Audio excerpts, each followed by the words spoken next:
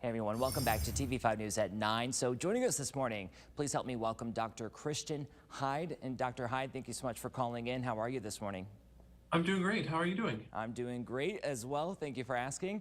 So today we are talking about proton therapy and bladder cancer. So just to start us off, Dr. Hyde, what is bladder cancer exactly?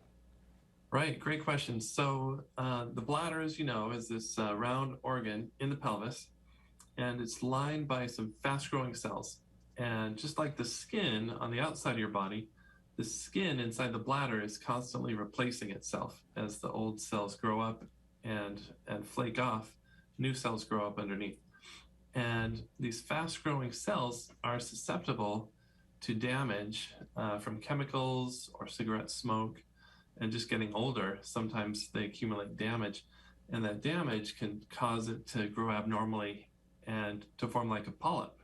Like polyps in the colon are common. That's like a growth inside the intestines. You can also get growths inside the bladder. And so these growths can become cancerous. And usually there's no sign of it until there's maybe some blood, maybe a little bit of blood, maybe a lot of blood, sometimes like bright red blood or pink blood, causing the urine to change color. And if you ever see that, if you ever see blood where there should be no blood, like cough nut blood, or there's like a bloody nipple discharge, or there's blood in the stool or blood in the urine, go to your doctor. Don't put it off. That's cancer until proven otherwise. Get that checked out. Yeah. Thanks for those warning signs. Yeah, so that's what bladder cancer is. It's fast-growing cells inside the bladder. And who would you say might be the greatest risk for bladder cancer? I know you said some people who get older, it's just an age thing, but what else? Yeah, so besides getting older, we know that certain occupations have increased risk, like people who work around chemicals, especially people who work around like coloring chemicals, you know, like blues and other dyes that we use to color clothes and things like that. Classically, those people would come in with the most bladder cancer. In some countries where there's a parasite that grows in the bladder, that's common, like in Egypt, they have a particular parasite. But in the US, probably the two biggest groups are smokers and older people. We don't always know what causes the cancer to form, but those are kind of the number two risk factors. Also, truck drivers seem to be at a little bit increased risk. I mean, that is kind of crazy if you really think about it. These niche of environments really are more at risk. So let's get into the proton therapy part of this. Why would that maybe a good treatment option for bladder cancer? Yeah, sure.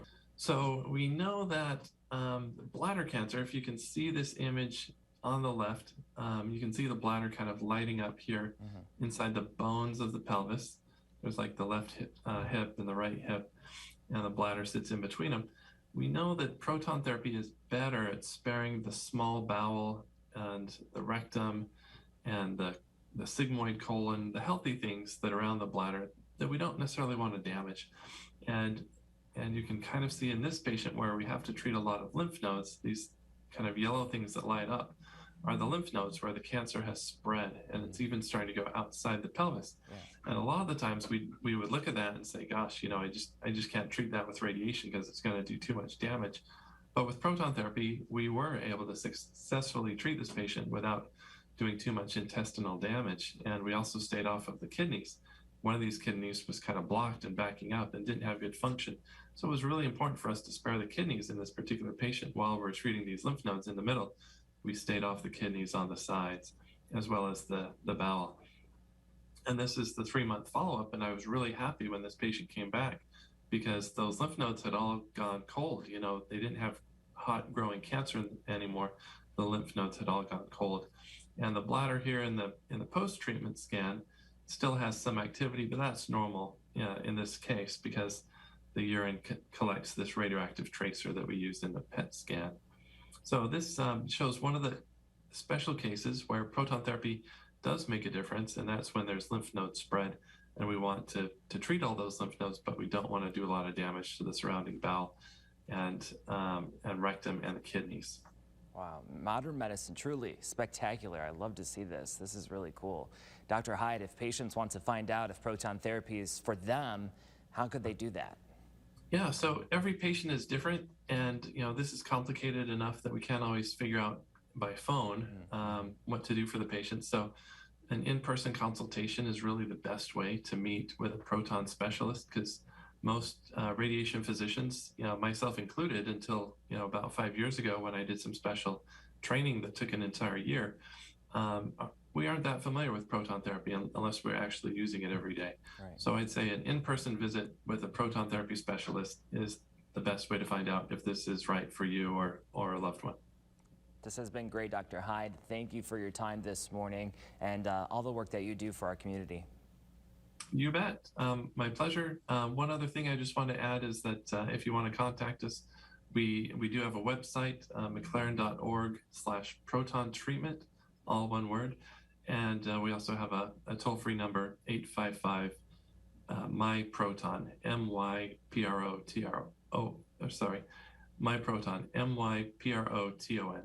All right, very good. All right, Dr. Hyde, I appreciate it. Thank you again. You're welcome. My pleasure. Thank you. Of course. And for those of you at home, you can get all this information in the hot links section of WNEM.com.